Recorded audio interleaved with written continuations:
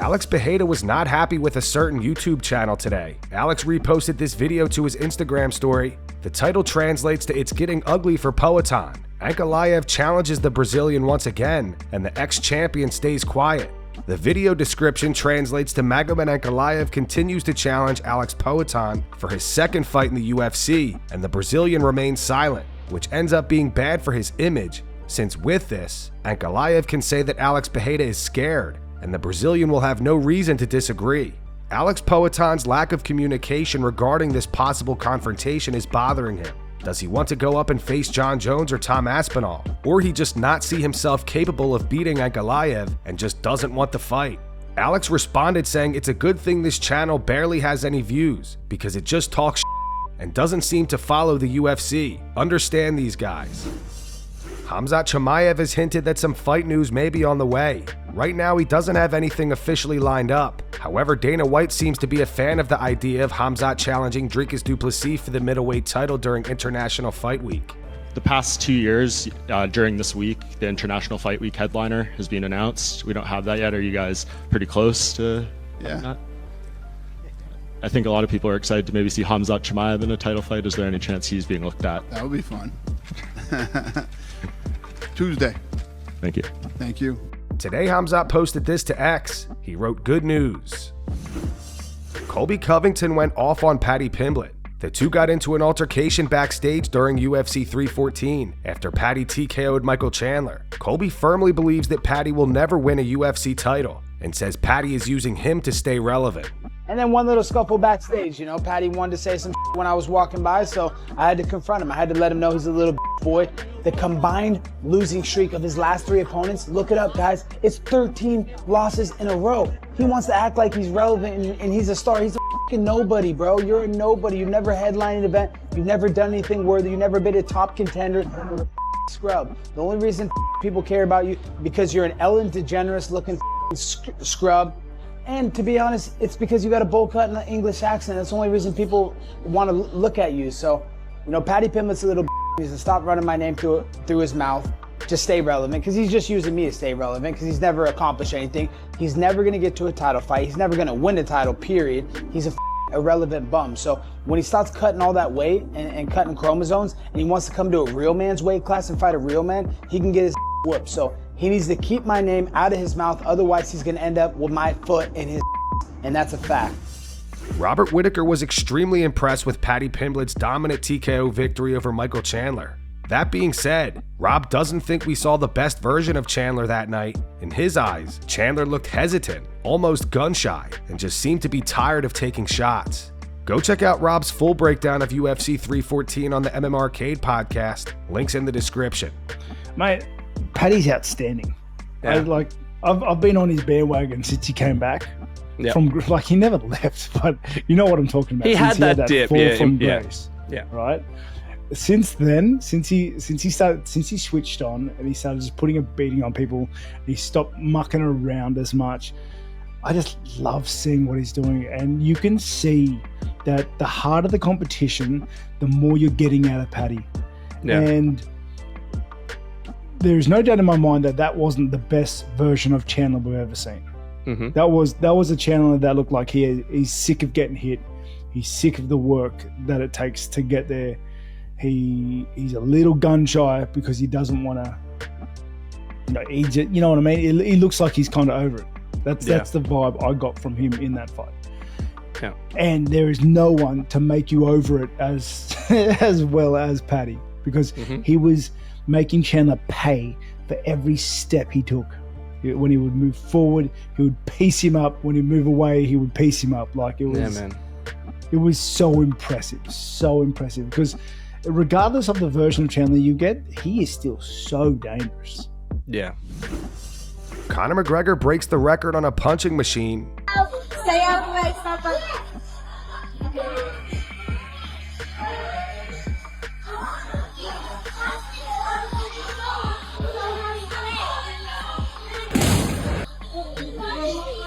Hey, record! Yo, boy! We got the record, the champions of the world, the McGregors!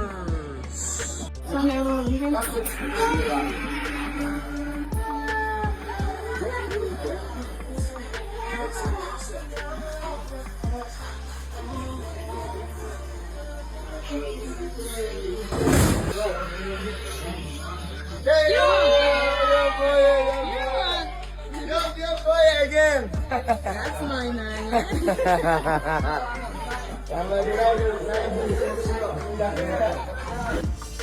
Kamaru Usman and Henry Cejudo discuss what's next for Michael Chandler. Cejudo feels Chandler has taken a lot of damage during his UFC run and should consider retiring. Usman agrees, saying Chandler might want to take just one more fight, then call it a career. Yeah, I think Chandler should have just one more fight, man. Like I really do, man. I think we should retire together, bro. Maybe on the same card. How you just gonna pull my man into your retirement party, bro? That's because if I'm Michael Chandler, yeah, I'd retire, but that's too many beatings, dude. It's not even taking L's, but that's like elbow to the face. He's always cut. He's always bloody. He's gonna be beloved by the people, but he's lost all of his fights, man. And people just forget. People forget. I think at this point he's in my position.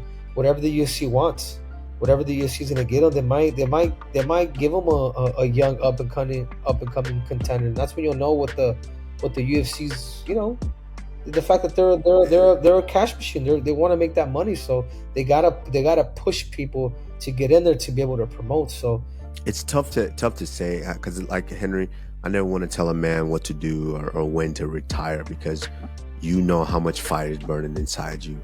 And so I would never say that to another man, like you need to retire. But I do think, yes, that's a decision. That's something he needs to think about.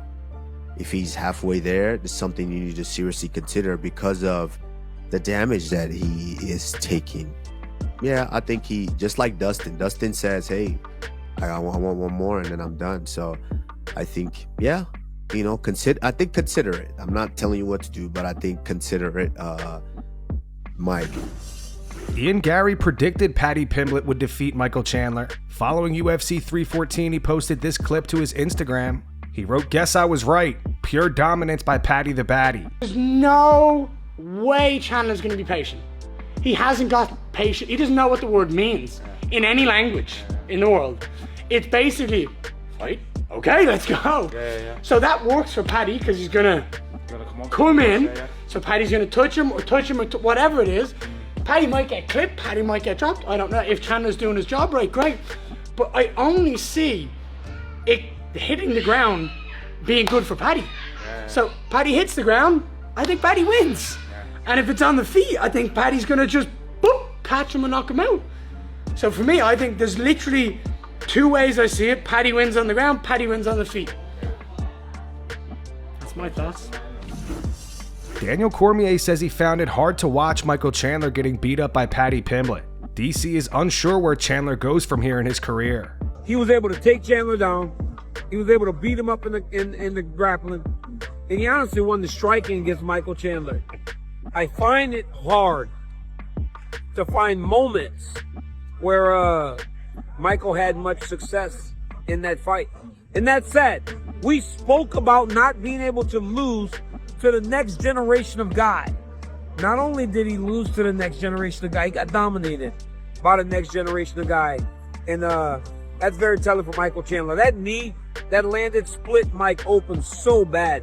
It's hard to watch when a guy you consider a friend starts to get it gets beat up in that way. So hats off to Mike for his courage, and hopefully he recovers very quickly.